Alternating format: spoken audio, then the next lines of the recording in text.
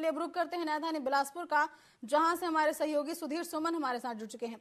जी सुधीर जी, जैसा कि ठंड की शुरुआत हो चुकी है, वहीं न्यायधानी में क्राइम का ग्राफ ही लगातार बढ़ते जा रहा है। दोनों को लेकर क्या कुछ अपडेट है?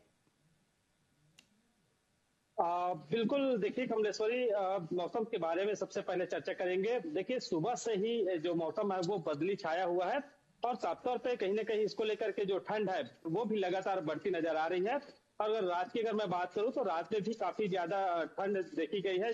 अगर डिग्री की बात करें तो तकरीबन 13 अंश सेल्सियस का जो डिग्री है वो बिलासपुर में दर्ज किया गया है। अब देखिए ठंड बढ़ा है तो कहीं न कहीं इससे छुटकारा पाने के लिए जो लोग हैं वो अलाव का सहारा लेना अभी से शुरू कर दिए हैं। देखिए रेलवे क्षेत्र में भी ज्यादातर जो लोग हैं वो यात्री जो है रेलवे से सफर करने वाले लोग हैं या फिर जो बस स्टैंड है वहां पर इस तरह की जो तस्वीरें हैं वो ज्यादा खुलकर सामने आती है। लोग लगातार अलाव जला करके ठंड से बचने का प्रयास कर रहे हैं। बिल्कुल देखिए बिलासपुर न्यायधानी है और कहीं ना कहीं बिलासपुर में लगातार जो क्राइम है वो बढ़ता ही जा रहा है। और देखिए अब आज हम बात करेंगे एक महत्वपूर्ण जो पुलिस विभाग की है ठगी का।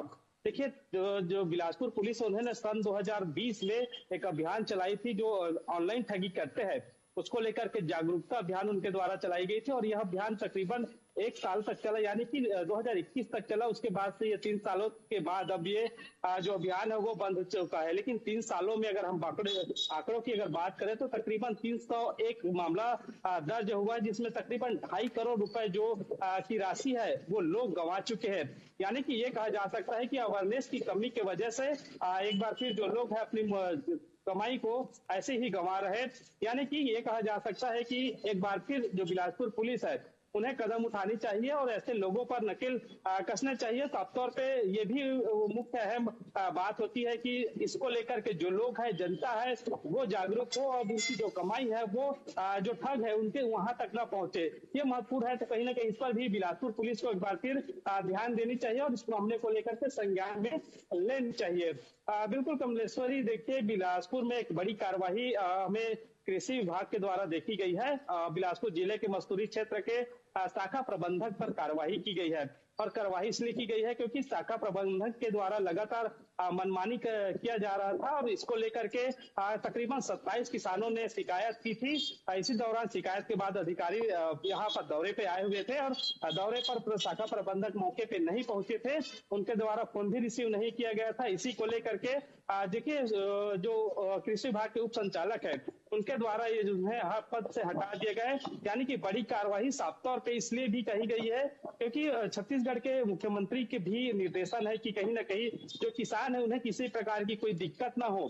अगर किसी प्रकार की कोई दिक्कत होती है तो बड़ी कार्यवाही करने की बात सीएम साहब के द्वारा भी कही गई है। तो बड़ी कार्यवाही इसी कड़ी में हमें देखने को मिली है। एक और महत्वपूर्ण खबर है कमलेश्वरी, देखिए बिलासपुर में 7 नेताओं पर बैन लगा दिया गया है और 7 नेताओं पर बैन इसलिए लगाया गया है क्योंकि उनके द्वारा पूर्व में ही नगरीय निकाय चुनाव में उनके द्वारा चुनाव लड़ा गया था, लेकिन उनके द्वारा जो खर्च होती है चुनाव में जितने भी रुपए की उनके द्वारा खर्च की जाती है उनकी जानकारी चुनाव आयोग को देनी होती है। लेकिन इसी वजह से जो बिलासपुर के 7 नेता है उन्होंने ये जो खर्चे की डिटेल्स थे वो नहीं दी है। इसी वजह से उन्हें इस बार चुनाव लड़ने के लिए 5 साल के लिए बैन कर दिया गया है। तो कहीं ना कहीं एक बड़ी जो चुनाव नजदीक आते ही एक बड़ी मैं कार्रवाई कहूंगा क्योंकि बड़ी कार्रवाई और ये जो नोटिस है वो जारी किया। साफ तौर पे ये भी एक नए जो चुनाव लड़ने वाले हैं उनके लिए कहीं ना कहीं एक सिखाने की बात होगी कि अगर इस तरह से अगर कोई जानकारी नहीं देता है तो उन्हें 5 साल के लिए बैन कर दिया जाएगा। जी कमलेश्वर जी। निश्चित तौर पर ये उन नेताओं के लिए है जो अपनी जानकारी नहीं देते हैं और कहीं ना कहीं इससे उनको सबक भी मिलेगा। फिलहाल तमाम जानकारियों के लिए आपका धन्यवाद सुधीर। हमारे सहयोगी सुधीर सुमन